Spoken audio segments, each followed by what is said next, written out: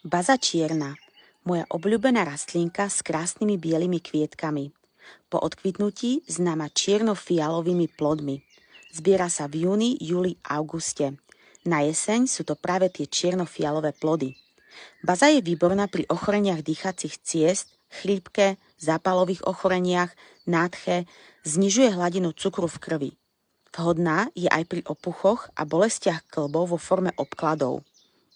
Baza má antivírusové, antibakteriálne, antiseptické a detoxikačné účinky. Je užitočná ako pre ľudí, tak aj pre včielky, keďže im poskytuje nektár a peľ.